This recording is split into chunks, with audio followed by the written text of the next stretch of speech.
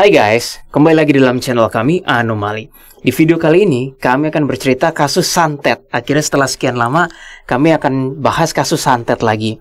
Kasus santet kali ini berhubungan dengan dunia bisnis dan sakit hati, dan juga berhubungan dengan perang dukun jarak jauh hingga malaikat putih dan hitam turun.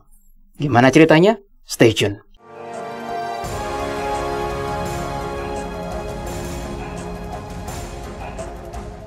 Klien kami ini adalah sepasang suami istri. Well, kita taunya dari istrinya ya. Iya. Sebut saja Mawar dan Bambang. Mawar lagi, Bambang lagi. Iya. Tapi sebut saja Mawar dan Bambang. Mawar ini berdomisili di Jakarta Utara, dan dia seorang beauty vlogger dan influencer. Dan dia sering dijuluki dengan jangan dong, ntar ketahuan. Cukup sampai situ saja. Sedangkan Bambang, suaminya adalah seorang pengusaha.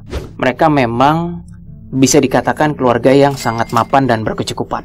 Awalnya Mawar menghubungi kami. Jadi waktu itu dia chat, dia bilang, "Halo dear, kamu bisa bantu aku nggak?" Kayak gitu. Iya. Terus ya udah, akhirnya kita coba ngeliat.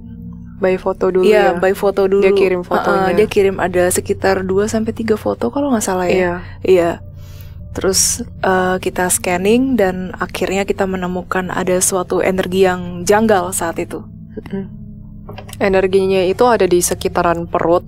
Iya, mengelilingi perut si suaminya ya. Betul sampai dada. Betul. Jadinya kita bilang ini pasti ada supranaturalnya di situ. Iya. Akhirnya ya udah kita janjian waktu untuk ketemuan di rumahnya. Dan ditambah itu, kenapa kita makin yakin lagi dengan statement kita kalau ternyata itu adalah gangguan dari gaib? Karena waktu mereka berdua berdoa, katanya tuh langsung mual-mual gitu loh guys. Iya. Setiap mereka berdoa, setiap mereka mau mendoakan sakitnya itu, baik istrinya Mawar maupun Bambang, mereka berdua jadi muntah-muntah. Walaupun yang kena cuma Bambang ya, yang kita lihat. Iya. Terus kami datanglah ke rumahnya dia sesuai janji kita ya. Pas kita nungguin dia, jadi kita nungguin dia di ruang tamunya sebenarnya. Dianya belum turun, lagi persiapan lah ya. Iya, lagi persiapan. Lagi persiapan, baik suami maupun si istrinya ini. Terus tiba-tiba kita ngelihat ada roh anjing. Iya, roh anjing gitu. Warnanya coklat kehitaman gitu ya. Kehitaman, iya, mayoritas sih warnanya hitam sih. Bener, iya. Kecil. Kecil sih, kayak papi kayak anjing gitu loh. tekel gitu loh. Kayak anak anjing gitu. Betul, terus datengin kita gonggong-gonggong gitu iya, ya. gonggong. Tapi halus ya guys, bukan physical, bukan. Jadi Bukan. kayak roh dogi gitu doginya. Iya. Itu pertama kali kita ngeliat roh binatang. Ya, dan bukan binatang jin ya. Memang Betul. kami bercerita di channel kami kalau biasanya binatang dalam bentuk halus tuh biasanya kan dunia jin. Ternyata that was the first time kita lihat roh dogi. Kaget kami, kaget. Betul. Sebenarnya dulu aku pernah punya dogi sih guys. Nah, dogi aku itu juga meninggal dan memang bener ya, binatang itu juga punya roh gitu sih. Iya. Terus kami tanya dong ke Cici Mawarnya ini, "Ci, emang situ pernah punya anjing yang meninggal gitu kan?" Iya. Cicinya bilang, "Oh iya." Terus kita bilang, "Pantes Ci, kami melihat gitu." Terus yang ini bukan, ditunjukin fotonya kan? Iya. Bukan. Waduh, kami anomali kayak ngerasa, ya salah deh radarnya. Tahu-tahu cicinya, yang ini bukan. Buset, lu punya anjing berapa banyak? Banyak. Ternyata dia pencinta anjing. Ternyata dia pecinta anjing. Dan banyak kan doginya kan? Banyak. Long story short, yang kami lihat itu anjing kayak tackle jenisnya. Tapi kakinya agak gede sih. Kalau tackle itu kalau nggak salah yang kakinya kecil kan? Iya, ini agak tinggi. Terus kepalanya yang pelontos. Nah, ternyata kata dia namanya siapa? Kami udah lupa. Itu adalah anjing peliharaan dia di masa yang udah agak lama, tahunan pokoknya. Lama banget. Meninggalnya memang sudah tahunan. Per hari itu kami anomali nggak nyangka ternyata dogi punya roh dan bisa tanda kutip gentayangan selama beberapa tahun. Itu baru, that's new for us. Akhirnya disambutlah kami oleh Cici dan Koko tersebut. Mereka turun, kami bertemu di ruang tamu. Lalu sebenarnya yang banyak ngomong Cicinya menjelaskan kondisi Kokonya. Long story short, kondisi Kokonya itu tiap bangun pagi. Koko, suami. Oh iya, maksudnya suaminya ya kan, karena udah senior guys. Jadi kami hormat nyebutnya Cici, Koko gitu loh. Tapi ya kita bilang suaminya itu, dia kalau bangun pagi selalu kayak kepalanya berat, terus kayak mual-mual gitu kan. Capek. Dan kalau dia berdoa atau dia menyebut, kayaknya dia Kristen ya waktu itu. latar belakangnya kan? Katolik ya. Kami lupa ingat. Pokoknya ada istilah doa pelepasan selalu muntah kan? Muntah. Setiap kali doa pelepasan selalu muntah dia bilang. Nah itu udah ada tanda-tanda nggak benar. Lalu produktivitas Koko juga turun karena tiap kali kayak yang harusnya dia bilang, yang harusnya saya kuat meeting 2 jam Will, gara-gara ini jadi kuat meetingnya cuma sejam ya kan. Nah akibatnya ini ada apa begitu. Jadi kondisinya kalau mau di summarize adalah tiap bangun pagi tuh sering muntah, mual, tapi nggak ada apa-apa. Kalau didoain pun juga muntah, mual, dan konsentrasinya pun diganggu sehingga dia kayak staminanya tuh selalu nggak bisa fit seperti 2 jam begitu. Bagaimana cara kami anomali menanganinya? Seperti biasa teman-teman semuanya, kami tidak pernah pakai SOP.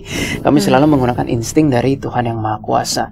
Actually kita di mobil doa dulu sih. Kita sebelum sampai rumah klien selalu berdoa bertiga. Ya agak konyol sih tangannya ke belakang sih gitu, tapi ya udahlah ya. Soalnya kalau doa di jalan malu guys, kelihatan orang. Gitu ngapain sih ini, kayak mau ngapain kan? Oke. Akhirnya cara menanganinya adalah kalau misalnya nih Kokonya lagi duduk gitu, kita ngeliat ada kayak jejak kabel trace jin di sini kan, warnanya kayak hijauan muda. Paling jelas itu di belakang. Di belakang. Jadi di sini. Awalnya kita ngeliat tuh di belakang kayak ada aura warna hijau gitu loh. Tapi anehnya bukan aura dia yang kita lihat. Bukan aura dia. Aura asing. Nah, di situ gue ngerasa kayak, wah ini jin. Jesslyn confirm deh ini jin bukan. Dan ternyata jin banget. Terus kan seperti biasa kami mohon petunjuk pada Yang Maha Kuasa. Kok belum ada jawaban? Tahu-tahu Keris langsung nyamber kan? Keris nyamber, wah ini harus dibalikin Willy. Pegang pundaknya. Pegang pundaknya. Bukan perutnya dulu. Perutnya ada pundaknya. Pundak dulu. Oke, pegang pundaknya terus Keris ngomong apa waktu itu? Abis itu lanjut ke dada Willy gitu. Belum doa dulu. Belum ya, doa dulu. Iya, sorry ya guys, soalnya udah agak lama. Jadi gue pegang pundaknya terus gue doa. Apa sih yang terjadi waktu itu ya? Kakak soalnya ingatnya pas hantem-hantemannya. Nah, pas di situ ke-trace, oh ini jinnya kelihatan, sosok jinnya. Oh iya. Oke guys, gue ingat. Jadi gue pegang pundaknya seperti ini. Kakak doa dulu kan? Gue doa dalam ini cara anomali menangani. Dan ini 100% cara kami. Tiap kali gue doa, gue gak pernah mau dalam hati kayak gue mau ngeliat jinnya. Waduh itu lu cari masalah kan. Itu semua orang yang kayak gitu cari masalah. Gue doa, gue mengosongkan pikiran sebisa mungkin, pasrah kepada Tuhan Yang Maha Kuasa. Lalu gue berdoa, ya Tuhan, berikanlah aku penerangan atau cara untuk menangani ini, ya kan? Dan biasanya Tuhan selalu memberikan jawaban yang unik, nggak biasa, aneh, out of the box yang nggak pernah kita pikirin. Nah tiba-tiba gue melihat, loh, jinnya di situ. Jadi gimana ya jelasinnya? Agak susah dunia astral tuh. Jadi nggak ada di sebelah Kokonya. Nggak ada. Ada di dekat energi doang. Iya, cuman energi. Kayaknya di dekat dukun. Iya, tapi gue berasa banget energi gue ketika doa ngelock jinnya. Jadi ini gue ya, ini posisi gue nih, ya kan? Oh bener sih, dia dukunnya di sini misalnya ya, dianya tuh di jinnya sini duluan. gitu. Jinnya ngalangin tapi duluan. Kita ngelihatnya si sosok jinnya dulu. Iya benar. Dulu. Nah ini gue doa sama Koko, istilahnya di depan gue ini tiba-tiba jinnya menghadang. Kamu siapa gitu kan? Nah terus gue ngikutin saran Keris dan gue juga balikin atas nama Tuhan. Aku menetralisir ini, gue balikin kan. Jinnya kena loh. Kena. Jadi itu sebenarnya energi, nggak tahu energi siapa ya, pokoknya energi jahat lah, energi dukun dan jinnya kena lalu menghantam si jinnya ini, dak gitu, belum mati tuh, belum sekarat. Jadi intinya energinya berbalik lagi ke si jinnya. Iya. Gue pikir oh ini murni jin. Tadinya gue pikir murni jin karena nggak kelihatan apa-apa kan. Begitu jinnya udah gelepak, ada dukun di baliknya guys. Ya ampun, kejadiannya mirip seperti video channel kita atau Bobokul. Oh channel Bo ya, yang apa? Illuminati yang di sini nih. Persis sama, bedanya kalau waktu itu kan dukunnya dulu baru iblisnya kan. Kalau ini jinnya duluan nih, baru dukunnya. Nah begitu jinnya udah gelepak, ini dukunnya kan. Dukunnya tahu loh. Dukunnya tahu guys. Jadi secara nggak langsung kita terkoneksi dengan dukunnya, walau beda jarak jauh ya. Betul. Itu real time. Iya. Real time. Nah terus gue pikir itu dia mau nyerang kakak kan? Iya, dia mau nyerang. Gimana kalau dia udah baca-baca mantra gitu yang aku lihat. Iya, udah baca-baca mantra. Kalau teman-teman nanya kayak, Will, rasanya gimana sih kayak mau diserang, itu kan abstrak rasanya. Rasanya gue megang pundak Koko tuh kayak ada energi asing yang kayak gimana ya? Kayak gini deh, misalnya lu lagi di mall gitu, orang sebelah lu lagi ngomongin lu, kayak ada yang gimana sih ngomongin lu kan, tapi itu kan diomongin. Kayak merasa terusik gitu nggak sih? Merasa terusik, iya. itu kan diomongin. Ini diserang, beda ya. Rasanya tuh kira-kira kayak gitu. Jadi pakai energi, wah, gue mau diserang. Akhirnya gue doa lagi. Silakan Jess, ini letak ceritanya. Tiba-tiba guys, gue ngeliat ada malaikat putih datang di belakang dukunnya. Iya, di sini ya. Iya. Contohnya misalnya di sini. Aileen adalah dukun, Iya. misalnya, terus malaikatnya itu di sini. Tinggi, besar, dan bersayap. By the way, buat kalian nih yang biasanya bilang kalau Aileen adalah witch gitu ya, gue setuju sih. Apa? Oke, gue siap-siap dijahatin Aileen. Ya udah. Oke, lanjut. Nah, dukunnya bukan. Malaikat putihnya tuh udah di sini, guys. Terus udah gitu, apa yang dia lakukan? Tiba-tiba, guys, malaikat putih yang tadi gue lihat itu langsung wah gitu. Terus dia langsung gini. Terus yang gue lihat matanya copot, guys. Gue salfok dengan bola mata dia itu, kedua bola matanya yang copot. Oke, mungkin gue halu gitu ya. Terus gue nanya ke Aileen, Lin, bener gak sih yang lu lihat apa? Yang aku lihat posisi dia udah begini. Iya. Terus Sama. udah gitu, Itu. Jess, kok ada mata sih di mata? Aileen bilang gitu. Ada. Kan Ada bener di kan? mata. Iya, gelundung, guys. Dan ininya Jatuh. berdarah. Iya, bener. Serem banget sih penampakannya. Berdarah. Jadi dia udah tengkurap kayak begini ya. Tengkurap begini. Iya, tengkurap kayak gitu. Dengan mata yang berdarah dan bola matanya jatuh ke lantai. Ini kita nggak dramatisir ya guys ya. Itu bener-bener murni dari apa yang kita lihat. Terus tiba-tiba gak berapa lama lagi ada sosok yang datang. Iya. Kalau tadi di sininya, sekarang di sininya. Nah, Kalian cakep. tebak itu sosok apa? Itu adalah sosok Grim Reaper hitam. Nah, pas Grim Reaper-nya hitam datang, itu rohnya itu kan udah kecabut. Jadi Iya. jadi fisik kasar tubuh si dukunnya itu kan udah kegelepak gini kan. Terus rohnya itu udah kecabut di sampingnya. Habis itu si Grim Reaper hitamnya langsung ngerangkul Iya, tangannya. langsung ngerangkul. Ikut aku. Kayak gitu. Bener. Terus dibawa pergi entah kemana. We don't know. Di situ sebenarnya ini cerita mungkin kalau bagi teman-teman yang denger hanyalah kayak fiksi ya. Betul. Tapi kalau teman-teman melihat itu seremnya minta Serem. ampun guys.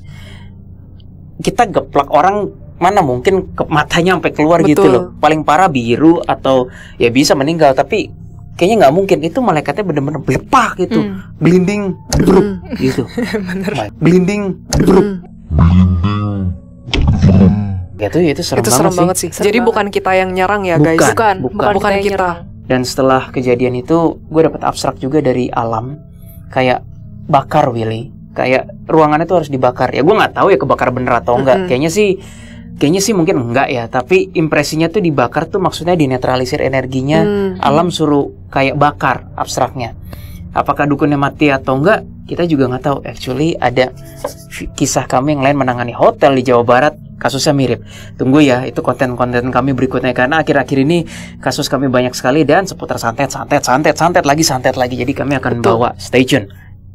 Akhirnya gue melakukan apa yang alam katakan, bakar, ya udah selesai. Abis itu kokonya belum tuntas tuh. Keris bilang, Willy itu perut kokonya belum tuntas katanya. Karena masih banyak energi-energi yang udah bertahun-tahun numpuk di perut dan bagian dadanya. Iya, di sekitar dada dan bagian perut. Jadi itu bisa dibilang ampas energi ya. Karena ternyata setelah Koko dan Cicinya cerita, mereka memang sudah disantet lama banget ya, bertahun-tahun, dan kayaknya nggak cuma sekali doang mereka suspeknya. Katanya sih. Oh sorry, kakak lupa. Sorry guys, gue lupa. Setelah dukun itu yang kami yakini meninggal, sebenarnya energinya belum putus. Dengan kata lain, rasa benang energi pertarungan itu belum putus. Gue bingung nih kenapa nih? Apakah ada musuh lain? Biasa kan kalau game tuh kalau musiknya nyala, musuhnya ada kan. Nah kira-kira kayak gitu, kayak benangnya kok belum putus energinya. Ternyata jinnya yang tadi ini masih sekarat. Ingat nggak? Jinnya belum mati. Lah gue bingung kan. Selama energi perperangan tuh belum putus, artinya belum putus guys. Belum putus tuh nggak tahu artinya apa. Pokoknya dari Tuhan mengatakan belum putus. Terus tiba-tiba jinnya, ini gue nggak ngada-ngada, jinnya bilang udah habisi saja aku.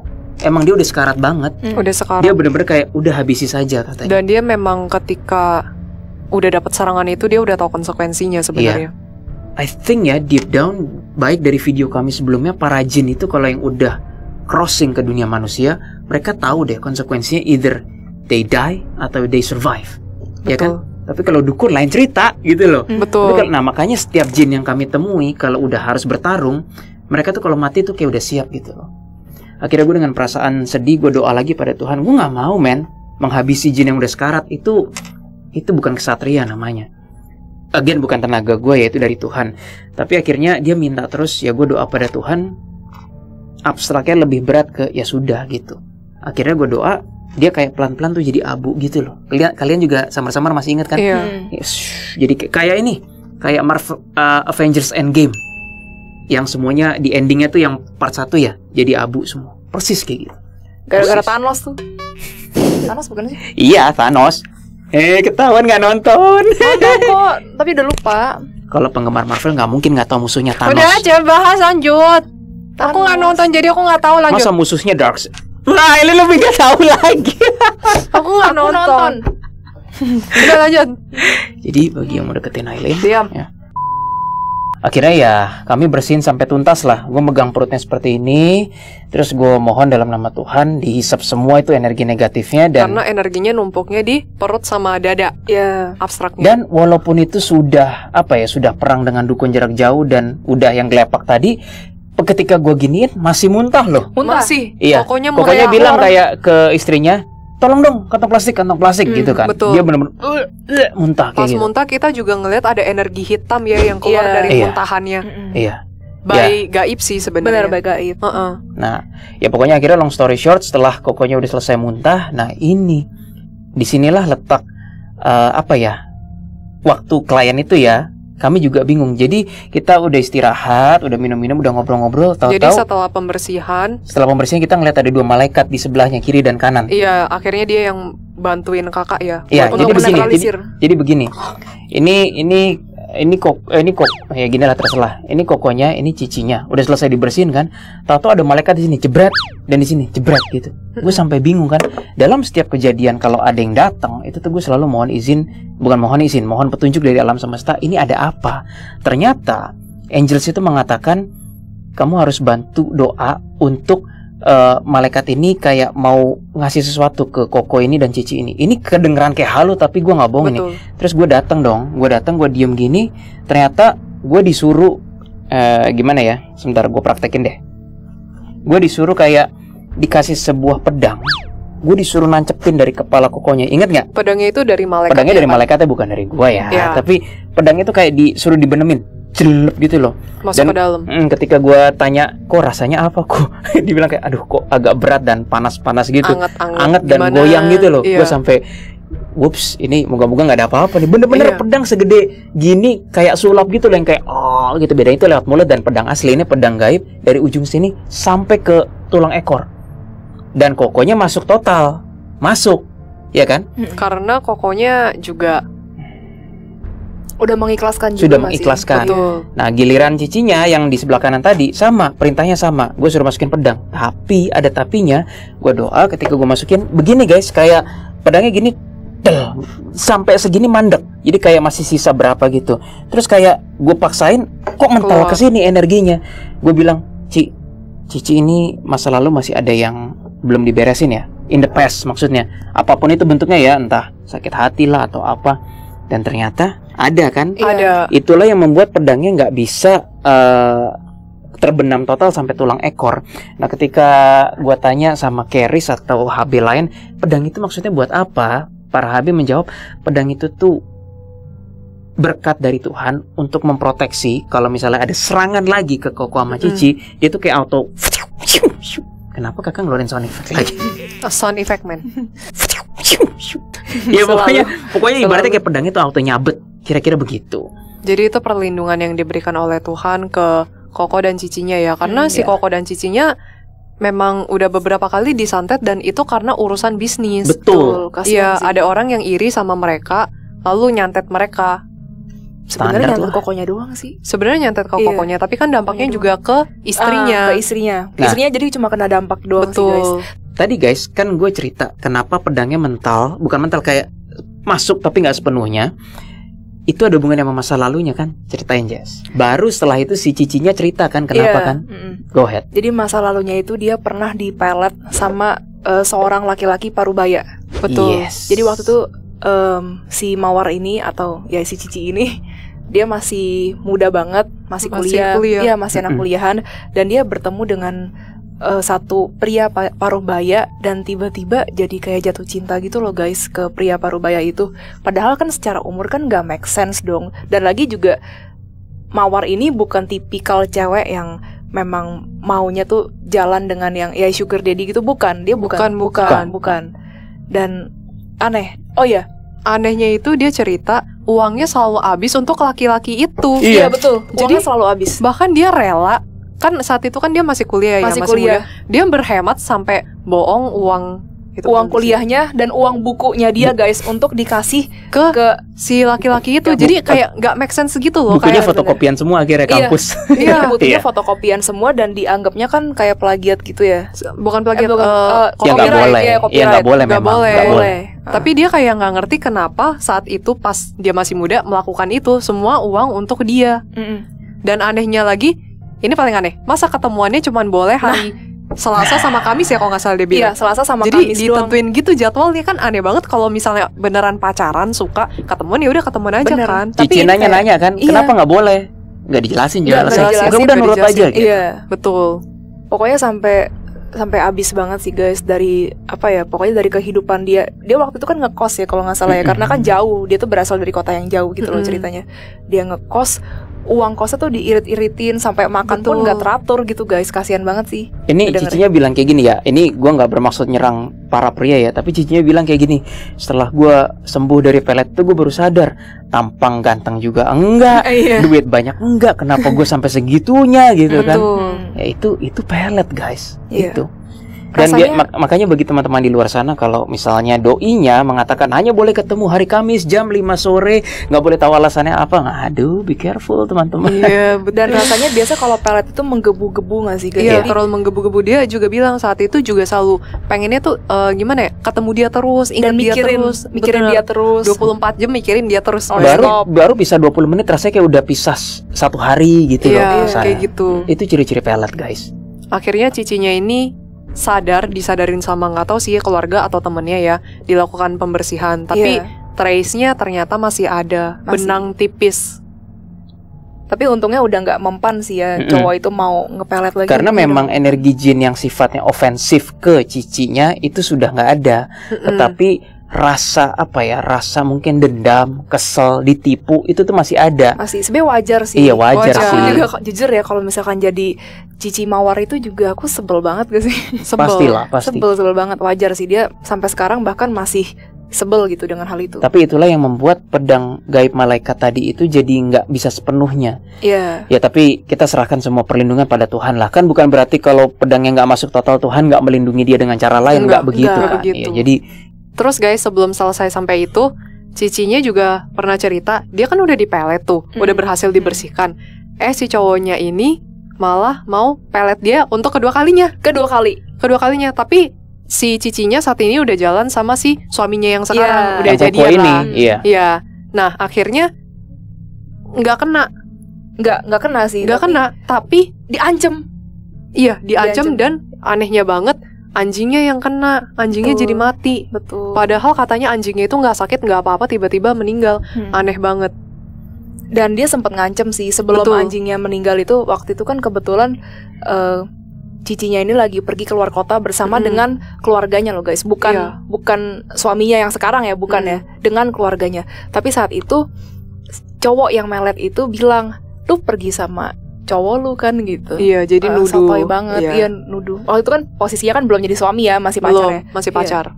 Makanya anjing lu mati. Iya, dia bilang gitu. Tahu dari mana coba? Nah, cicinya bahkan nggak pernah cerita di sosial media kalau anjingnya meninggal. Nggak pernah. Jadi kalau kita pakai rationality, gimana caranya itu pria bisa tahu doginya mati dengan ngomong dulu, lu sih pergi sama cowok lu yang baru, makanya anjing lu mati kan? Ya itu kan dengan kata lain dia sudah membuka jati dirinya, gue nyantet lu loh. Iya, gimana ketahuan gitu loh. Ya syukur-syukur kalau teman-teman di luar sana yang mungkin sedang kena musibah pelet, si pemelet tanpa sengaja mengungkapkan jati dirinya, itu lebih seru. Tapi kan most of the time mereka nggak ngaku gitu loh teman-teman. Terus ya guys, yang lebih gilanya lagi adalah dia bukan hanya melet satu perempuan aja guys, dia melet udah banyak cewek yang kena gitu loh. Betul. Tapi sedihnya dia nggak pernah kaya setelah melet. Oh iya, dia nggak pernah kaya. Nggak tahu kenapa ya. Terus auranya hitam banget ya. Auranya hitam. Pas kita lihat fotonya hitam. Dan dia juga pasang susuk ternyata. Iya, mungkin itu bentuk bayaran jinnya kali. Mungkin kita nggak tahu dan kita nggak mau ngusik-ngusik, kita nggak mau tahu. Iya aneh ya, kok bisa nggak kaya-kaya? Apa mungkin duit haram kali ya?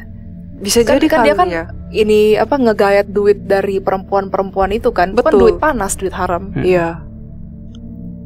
Sekian dulu video dari kami kali ini teman-teman semuanya. Ada beberapa poin yang kami ingin sampaikan. Yang pertama adalah bagi teman-teman yang berprofesi sebagai pebisnis, ketika kalian mungkin menjadi sukses dan mencapai satu epitome tertentu gitu, hati-hatilah. Biasa serangan gaib itu sangat rentan, sangat potensial banget.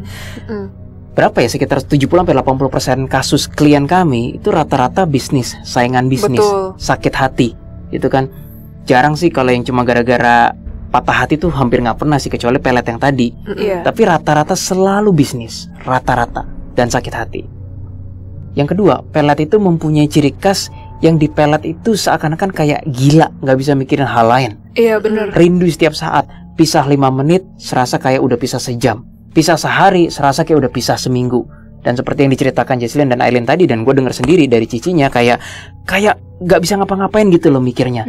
Itu hati-hati. Semuanya apa-apa demi si oh ya, itu juga demi si laki atau si cewek dalam hal ini ya, siapapun itu. Jadi bagi teman-teman yang mungkin sudah merasakan gejala-gejala seperti itu, berhati-hatilah.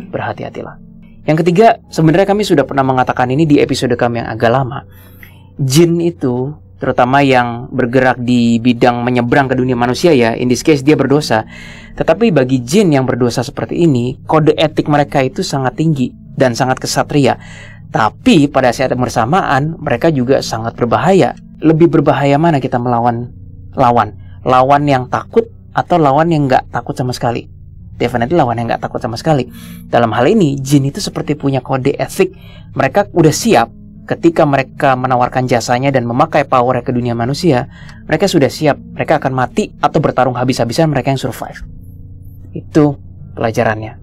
Dan yang keempat, teman-teman semuanya, Grim Reaper adalah unit elit khusus dari Tuhan yang sebenarnya sangat keren. Kami baru akhir-akhir ini berinteraksi dan mulai dekat bersama Grim Reaper. Ditunggu ya kisah-kisah kami bersama Grim Reaper di konten-konten berikutnya. Sekian dulu video dari kami kali ini, cukup singkat. Semoga ini bisa berkenan buat teman-teman semuanya dan memberikan insight dan informasi yang berharga bagi teman-teman. Thanks for watching. Please click like, share, and subscribe. And jangan lupa nyalakan lonceng notifikasi. See you. Bye-bye. Terus apa lagi? Informasi. Oke. 1, 2, 3. Ya udah cukup. Langsung ke rumahnya. Atau sorry kalau aku jelek, bawain jelek. Kamu ya, gitu kamu datang ke rumahnya gitu ya. Plak gitu. Kepalanya ya? Di sini. Oh, kepalanya. Aduh, gue udah lupa. Bilang aja lu mau percobaan 2 kali mau kalau gue bilang aja gitu. Ini masih masuk bloopers sih. Gue beneran lupa cuy. Ini kan udah lama. Kalian kita berapa banyak woi. Ya udah yuk. 1, 2, 3. Coba misalnya Aileen begini. Iya. Jangan kencang-kencang ya, gue takut guys. Misalnya begini ya, terus diginiin sama malaikat putihnya. Yes. Terus lu emang cocok jadi witch sih, Lin. Fokus sama ceritanya. Kenapa mereka bahasnya ke sono ya? Gue juga bingung. Masa gue jadi witch ya? Enggak, gue di jalur Tuhan. Gak sih guys? Enggak cocok, gue di jalur Tuhan bro. Sis. Yang bilang cocok gue pertimbangkan untuk kasih nomornya Aileen. Jangan. 5 nomor pertama cukup. Gak boleh. Nextnya baru minggu depan lagi ya. Iya, next minggu depan Ayo lanjut cerita. Sampai mana tadi? Sampai lupa ini kan ceritanya kocak ya. Jadi kalau Oke, sampai Grim Reaper hitam. Iya. Oke, Aileen yang cerita.